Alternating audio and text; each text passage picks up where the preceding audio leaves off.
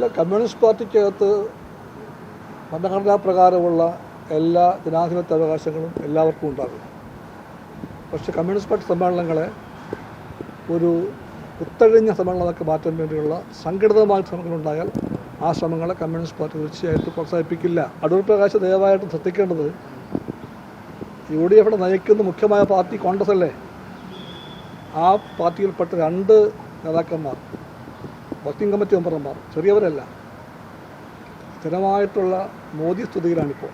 സംസ്ഥാനത്തെ ഒരു മന്ത്രി ഫോൺ ചെയ്താൽ എടുക്കാൻ നേരമില്ലാത്ത ഒരാൾ, ഒരു വട്ടമല്ല പലവട്ടം വിളിച്ചാലും ആ ഫോൺ അറ്റൻഡ് ചെയ്യാൻ കഴിയാത്ത ഒരാൾ, പിന്നെ പലവിധ കാരണങ്ങളാൽ സമൂഹത്തിൽ പലപ്പോഴും ആരോപണ വിധേയനായ ഒരാൾ കേരളത്തിലെ പോലീസ് പദവി ആയി എന്ന് നിങ്ങളെ മുൻകൂട്ടി പറയേണ്ട കാര്യമില്ല. ആകട്ടെ, അപ്പോൾ MR അജിത് കുമാറിനെതിരെ ആഞ്ഞടിച്ച് CPI സംസ്ഥാന സെക്രട്ടറി ബിനോയ് വിശ്വം. അദ്ദേഹം പറയുന്നത് ഇങ്ങനെയാണ്: DGP സ്ഥാനക്കയറ്റം കിട്ടാൻ MR അജിത് കുമാറിന് ഒരു സാധ്യതയുമില്ല. ഒരു സംസ്ഥാനത്തെ ഒരു മന്ത്രി പോലും വിളിച്ചാൽ അദ്ദേഹം ഫോൺ എടുക്കില്ല. ഇങ്ങനെയുള്ള കാര്യങ്ങളാണ് അദ്ദേഹത്തിൻ്റെ പേരിലുള്ള ആരോപണം.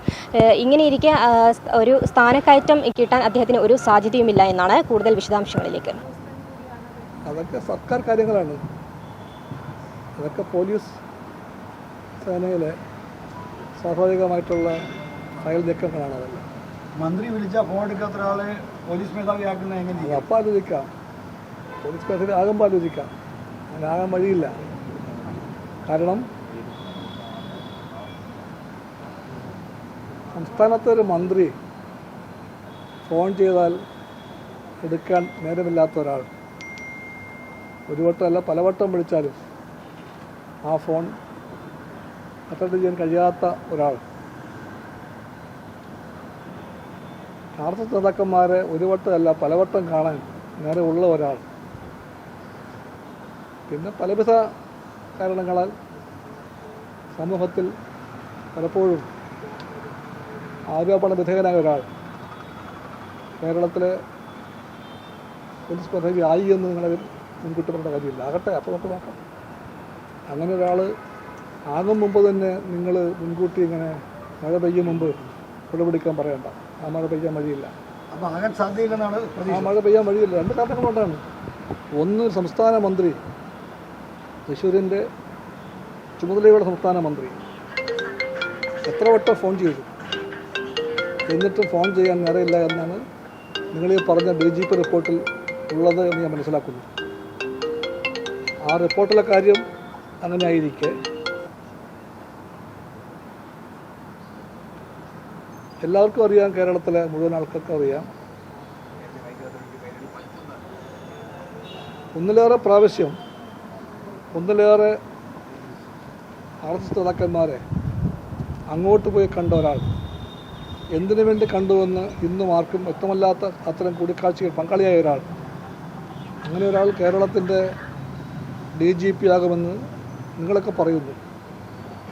അതേപ്പറ്റി പ്രതികരിക്കാൻ പറയുന്നു. ഞാൻ പറയുന്നു, ആ മഴ പെയ്യും മുമ്പ് കുടപിടിക്കാൻ ഞങ്ങളില്ല, സാധ്യത കുറവാണ്. അപ്പോൾ ഇദ്ദേഹത്തെ പോലീസ് മേധാവി ആക്കാതിരിക്കാൻ ഒന്നിലധികം കാരണങ്ങളുണ്ട്. അല്ല, ഇതെല്ലാം അറിയുന്നൊരു ഗവൺമെൻറ്റല്ലേ ഇവിടെയുള്ള ഗവൺമെൻറ്. ഇവിടെയുള്ള ഗവൺമെൻറ് ഒരു ഇടതുപക്ഷ ഗവൺമെൻറ്റാണ്. ആ ഗവൺമെൻറ്റിന് തീർച്ചയായിട്ടും ഗൗരവമുള്ള കാര്യങ്ങളെ അങ്ങനെ തന്നെ കണക്കെടുപ്പുണ്ട്. നയിക്കുന്ന മുഖ്യമന്ത്രിക്ക് ആ രാഷ്ട്രീയ കാഴ്ചപ്പാടുണ്ട്. ആ ഗവൺമെൻറ്റിൻ്റെ ഉള്ളടക്കമായിട്ടുള്ള എല്ലാ പാർട്ടികൾക്കുമുള്ള കാഴ്ചപ്പാട്. അങ്ങനെ നോക്കുമ്പോൾ നിങ്ങൾ പറയും പോലെ, മാധ്യമങ്ങൾ ഊതിപ്പെരിപ്പിച്ച് പറയും പോലെ ഒരു അത്യാപത്ത് വന്നുവെന്ന് ഞങ്ങൾ ധരിക്കുന്നില്ല.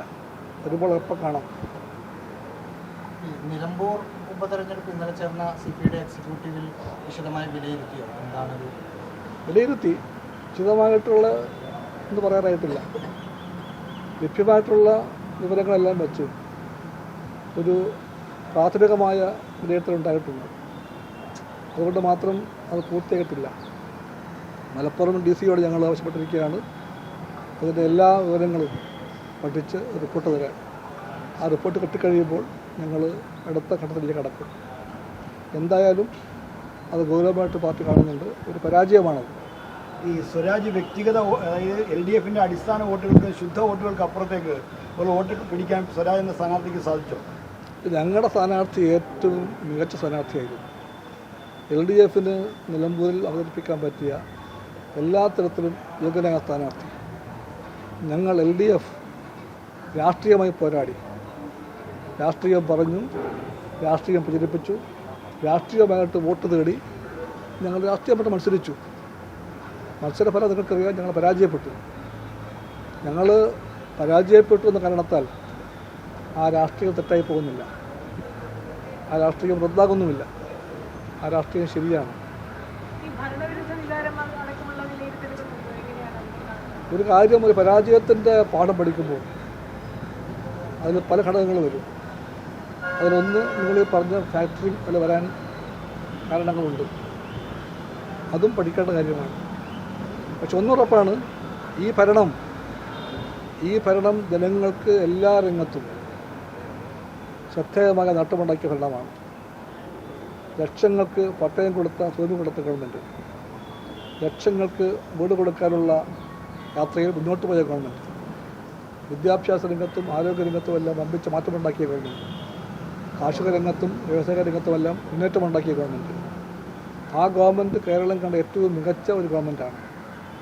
ഈ ഗവൺമെൻറ്റിൻ്റെ നേട്ടങ്ങൾ ജനങ്ങളിലേക്ക് എത്തിക്കാൻ ഞങ്ങൾക്ക് LDF വേണ്ടത്ര ഫലപ്രദമായി കഴിഞ്ഞോ, ആ ശ്രമത്തിൽ ഇത്രമാത്രം ഞങ്ങൾ വിജയിച്ചു അല്ലെങ്കിൽ വിജയിച്ചില്ല, ഇതെല്ലാം പഠിച്ചേ തീരൂ. ആ പഠനമെല്ലാം ഉണ്ടാകും. ഈ സമീപകാലത്ത് ഉയർന്നതെല്ലാം ഈ ഇടത് നയങ്ങളിൽ നിന്ന് മുന്നണി സംവിധാനം അല്ലെങ്കിൽ നയ സമീപനങ്ങൾ വ്യതിചലിക്കുന്നതിൻ്റെ പ്രശ്നങ്ങളുണ്ടായിരുന്നു, വലിയ ചർച്ചകളുണ്ടായിരുന്നു, പലവിധ വിവാദങ്ങളുണ്ടായിരുന്നു. ഇതെല്ലാം പ്രതിഫലിച്ചിട്ടുണ്ടായിരുന്നു. ഈ ഗവൺമെൻറ് ഇടതുപക്ഷ ജനാധിപത്യ മുന്നണി ഗവൺമെൻറ്റാണ്. ഈ ഗവൺമെൻറ്റിൻ്റെ മൗലികമായ നയങ്ങൾ ഇടതുപക്ഷ ജനാധിപത്യ നയങ്ങൾ തന്നെയാണ്. ഈ ഭരണവിരുദ്ധ വികാരം ഉണ്ടായിരുന്നു എന്നതടക്കമുള്ള കാര്യങ്ങളാണോ മലപ്പുറം ജില്ലാ കമ്മിറ്റി തരുന്ന റിപ്പോർട്ടിൽ അത്തരം കാര്യങ്ങൾ കൂടി പരിശോധിക്കാൻ? അത് നമ്മളിപ്പോൾ ഞാനിങ്ങനെ പറയാൻ പറ്റും, അവർ പഠിക്കട്ടെ. ഇത് മലപ്പുറം ജില്ലാ കൗൺസിലിന് ഒരു കാര്യം പഠിക്കാൻ ചുമതലപ്പെടുത്തി കഴിഞ്ഞാൽ ചാടി കയറി ഇങ്ങനെയൊക്കെ പറയാൻ ഞങ്ങൾ പറയാറില്ല. അത് അവരുടെ അവകാശമാണ്, അത് പറയട്ടെ. അതിൽ പല ഫാക്ടേഴ്സും വരും. ഈ ഇടതുപക്ഷ വോട്ടുകൾക്ക് അപ്പുറത്തേക്ക് സ്ഥാനാർത്ഥിക്ക് വ്യക്തി പ്രഭാവത്തിൽ വോട്ട് പിടിക്കാൻ കഴിഞ്ഞില്ല എന്നൊരു പ്രാഥമിക നിഗമനമുണ്ടോ? എന്താ അത് അങ്ങനെ കാണുന്നുണ്ടോ? സ്ഥാനാർത്ഥിയെപ്പറ്റി വോട്ടുകൾ കിട്ടിയിട്ടില്ലല്ലോ. സ്ഥാനാർത്ഥിയെപ്പറ്റി ഞാൻ പറഞ്ഞു കഴിഞ്ഞു, മികച്ച സ്ഥാനാർത്ഥിയായിരുന്നു. LDF നിലമ്പൂരിൽ മത്സരിപ്പിക്കാൻ പറ്റിയ ഏറ്റവും നല്ല സ്ഥാനാർത്ഥിയായിരുന്നു. പക്ഷേ ഞങ്ങൾ പരാജയപ്പെട്ടതുകൊണ്ട് മാത്രം ആ സ്ഥാനാർത്ഥി മോശക്കാരനാകുന്നില്ല.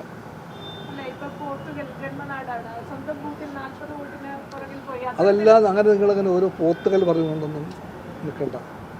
ഒരു ഇലക്ഷനിൽ വോട്ടിങ്ങിൽ പല പല ഫാക്ടേഴ്സ് പ്രവർത്തിക്കും, പലതും പ്രവർത്തിക്കും. ഏത് ഫാക്ടർ ആൾ പ്രവർത്തിച്ചു, എന്തുകൊണ്ട് അവിടെ ആ വാർഡിൽ ആ ബൂത്തിൽ വോട്ട് കുറഞ്ഞു, അതൊന്നും ഇപ്പോൾ എനിക്ക് പറയാൻ പറ്റില്ല. നിങ്ങളവിടെ ഇങ്ങനെ നോക്കി നിൽക്കേണ്ട കാര്യമില്ല.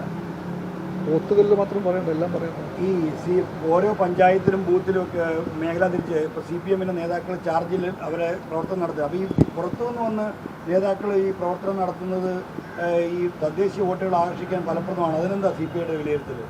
അതൊക്കെ പലപ്പോഴും നമ്മൾ കണ്ട കാര്യമുണ്ട്. ബൈ ഇലക്ഷനിൽ എല്ലാ ഭാഗത്തു നിന്നുമുള്ള നേതാക്കന്മാർ വരും, അവർ ക്യാമ്പയിനിൽ പങ്കെടുക്കും, അവർ കുടുംബയോഗത്തിൽ പങ്കെടുക്കും, അവർ വീട് തോറും കയറും, വോട്ടർമാരെ കാണും. ഇതെല്ലാം പുതിയ കാര്യമില്ല. കേരളത്തിൽ, രാഷ്ട്രീയ പ്രബുദ്ധമായ കേരളത്തിൽ ഉപതെരഞ്ഞെടുപ്പിൽ ഇതെല്ലാം എപ്പോഴും ഉണ്ടായിട്ടുണ്ട്. അത് അധികപ്പറ്റായി പോയോ, അതുകൊണ്ട് ലോക്കൽ നേതാക്കന്മാരുടെ പ്രാധാന്യം കുറഞ്ഞോ, ഇതൊക്കെ നമുക്ക് പഠിച്ചിട്ടേ പറയാൻ പറ്റുള്ളൂ. പഠിച്ചിട്ടേ പറയാൻ പറ്റുള്ളൂ.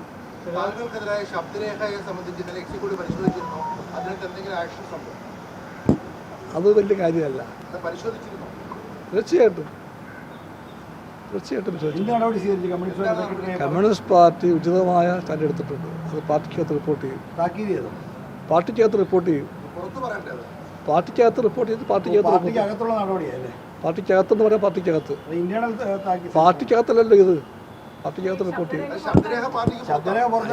അതായിക്കോട്ടെ, അതിൻ്റെ എല്ലാ ഗൗരവത്തിലും പാർട്ടി അതിനെപ്പറ്റി ചർച്ച ചെയ്തിട്ട് ഒരു നടപടി ഉണ്ടായിട്ടുണ്ട്. അത് പാർട്ടിക്കകത്ത് റിപ്പോർട്ട് ചെയ്യും. സാധാരണ നിലയിൽ ഉയർന്നു വന്ന സഹാക്കളുടെ നിലയിൽ അവർക്കൊരു നടപടി വേണ്ടെന്ന് നിലപാട് സെക്രട്ടറി എടുത്തു കേട്ടു. അവരൊക്കെ നല്ല സഹാക്കളാണ്. നല്ലവർക്ക് പാളിച്ചു പറ്റിയാൽ തിരുത്തണോ, അത്രേ ഉള്ളൂ.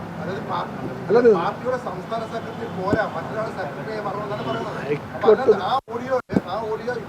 സമൂഹത്തിൽ നിൽക്കുകയാണ്. അപ്പോൾ എന്തുകൊണ്ടാണ് പരസ്യമായി ജനങ്ങളോട് പറയണ്ട, ഞങ്ങൾ പാർട്ടിക്കകത്ത് പറയുന്നത് എന്തുകൊണ്ടാണ്? നിങ്ങളിതെല്ലാം പറഞ്ഞാൽ അത് കേട്ടിട്ട് ക്ഷോഭിച്ച് പ്രകോപിതനായിട്ട് എന്തെങ്കിലും പറയാനുള്ള സെക്രട്ടറി അല്ല ഇത്. ഈ സെക്രട്ടറി CPI സെക്രട്ടറിയാണ്. CPI സെക്രട്ടറിക്ക് നല്ലവണ്ണം അറിയാം. പക്ഷെ പോരെന്നാ പറയുന്നത്. ആയിക്കോട്ടെ, CPI സെക്രട്ടറി നല്ലവണ്ണം അറിയാം. CPI സെക്രട്ടറിക്ക് CPI രാഷ്ട്രീയം, CPIയുടെ ഭാവി, CPIയുടെ വർത്തമാനം ഇതേപ്പറ്റിയെല്ലാം നല്ല വ്യക്തതയുണ്ടെന്ന് CPIക്ക് അറിയാം. അതുകൊണ്ട് നിങ്ങൾ ആരെങ്കിലും അതിനെ ഉത്കട്ടപ്പെടേണ്ട കാര്യമില്ല. ഞങ്ങളുടെ ശബ്ദരേഖയല്ല സെക്രട്ടറി പുറത്ത്. സംസ്ഥാന എക്സിക്യൂട്ടീവ് കമ്മിറ്റി ജില്ലാ സെക്രട്ടറിയുമാണ് ആ ശബ്ദരേഖ. അപ്പൊ ഞങ്ങളെ പഠിച്ചാരി അങ്ങ് പോകുന്നത് ശരിയല്ലല്ലോ. എന്താണ് അതിനകത്ത്? അല്ല, ആ സഹാക്കൾ നല്ല സഹാക്കളാണ്, നല്ല സഹാക്കളാണ്. എനിക്കവരൊക്കെ പണ്ട് പോലെ അറിയാം. അവരൊന്നും ജന്മന കുഴപ്പക്കാരല്ല. അവർക്കൊരു പാളിച്ച പറ്റിയെങ്കിൽ കമ്മ്യൂണിസ്റ്റ് പാർട്ടി ആ പറ്റിപ്പോയ പാളിച്ച തിരുത്താൻ അവർ സഹായിക്കും. അതാണ് പാർട്ടി. അല്ലാതെ വേറെ വല്ലതും പറയാനുണ്ടോ? തീർന്നല്ലേ? തീർന്നോ? ഇല്ല, ഒരു കാര്യം UDF-ലേക്ക് ക്ഷണിച്ചിട്ടുണ്ട്. UDF convener CPI UDF convener എന്താ പ്രതികരണം? CPI മനസ്സ് മാറുന്നുണ്ടോ നോക്കുന്നു എന്നാണ് പറഞ്ഞത്. മീഡിയ ഞാൻ ചിരിക്കുന്നു. ക്ഷണിച്ചിട്ടുണ്ടോ? ആരാ ക്ഷണിച്ചത്? അടൂർ പ്രകാശ് കൺവീനർ. ക്ഷണമാണോ? ഞാൻ ചിരിക്കുന്നു എന്ന് പറയുക. ഞാൻ ചിരിക്കുന്നു. CPI രാഷ്ട്രീയം ഇടതുപക്ഷ ജനാധിപത്യ മുന്നണി എന്ന രാഷ്ട്രീയമാണ്. ആ രാഷ്ട്രീയത്തിൻ്റെ ഉപജ്ഞാതാക്കളുടെ ഒരു പാർട്ടിയാണ് CPI. ആ രാഷ്ട്രീയത്തിൻ്റെ ശരിക്ക് വേണ്ടി എന്നും പോരാടിയ പാർട്ടിയാണ് CPI. ആ പോരാട്ടത്തിൽ CPI തുടരും. LDF-ൻ്റെ രാഷ്ട്രീയം ഉയർത്തിപ്പിടിക്കും. പിന്നെ എൻ്റെ ഒരു അഭിപ്രായം, എൻ്റെ സുഹൃത്താണ് കൺവീനർ അടൂർ പ്രകാശ്. അദ്ദേഹമല്ലേ പറഞ്ഞത് അല്ലേ? നല്ല സുഹൃത്താണ്. ഞാൻ പറയും, അടൂർ പ്രകാശ് ദയവായിട്ട് ശ്രദ്ധിക്കേണ്ടത്, UDF-നെ നയിക്കുന്ന മുഖ്യമായ പാർട്ടി കോൺഗ്രസ് അല്ലേ? ആ പാർട്ടിയിൽപ്പെട്ട 2 നേതാക്കന്മാർ, വർക്കിംഗ് കമ്മിറ്റി മെമ്പർമാർ, ചെറിയവരല്ല, സ്ഥിരമായിട്ടുള്ള മോദി സ്തുതിയിലാണിപ്പോൾ.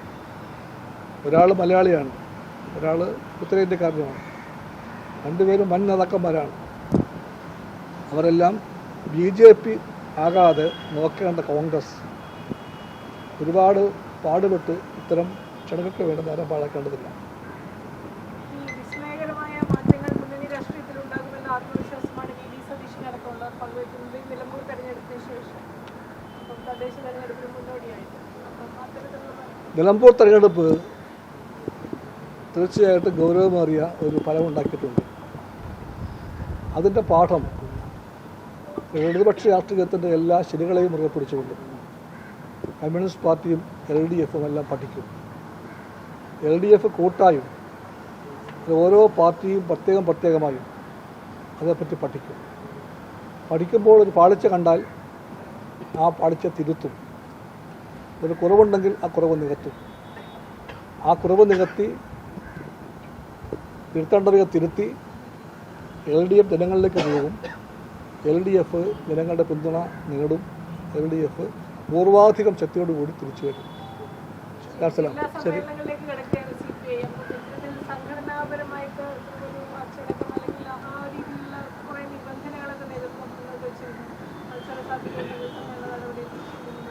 ഇല്ല, കമ്മ്യൂണിസ്റ്റ് പാർട്ടിക്കകത്ത് ഭരണഘടനാ പ്രകാരമുള്ള എല്ലാ ജനാധിപത്യ അവകാശങ്ങളും എല്ലാവർക്കും ഉണ്ടാകും.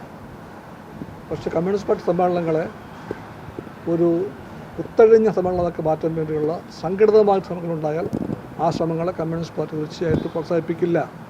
അത് പാർട്ടിയുടെ പുരോഗതിക്കോ വളർച്ചയ്ക്കോ നന്മയ്ക്കോ ഇടയില്ലെന്ന് പാർട്ടിക്കറിയാം. അതുകൊണ്ട് സമ്മേളനങ്ങളിൽ പാലിക്കേണ്ട ഒരു പ്രവർത്തന പദ്ധതിയുടെ രൂപരേഖ പാർട്ടിക്കുണ്ട്. അതുപ്രകാരം മുന്നോട്ട് പോകും. അതുപ്രകാരം പാർട്ടി എല്ലാ സമ്മേളനങ്ങളും ഗംഭീരമായിട്ട് വിജയിപ്പിക്കും. ശബ്ദരേഖ പുറത്തു വന്നതിന് പിന്നാലെ അദ്ദേഹം മാധ്യമങ്ങളോട് പറഞ്ഞത് ശബ്ദരേഖയുടെ കാര്യങ്ങൾ ഇപ്പോൾ പറയേണ്ട ആവശ്യമില്ല, അത് പാർട്ടിക്കകത്തുള്ള കാര്യങ്ങളാണ്, പാർട്ടിക്കകത്തുള്ള കാര്യങ്ങൾ പാർട്ടിയിൽ തന്നെ സംസാരിക്കും എന്നാണ്. വിസ്മയ ന്യൂസ്, തിരുവനന്തപുരം.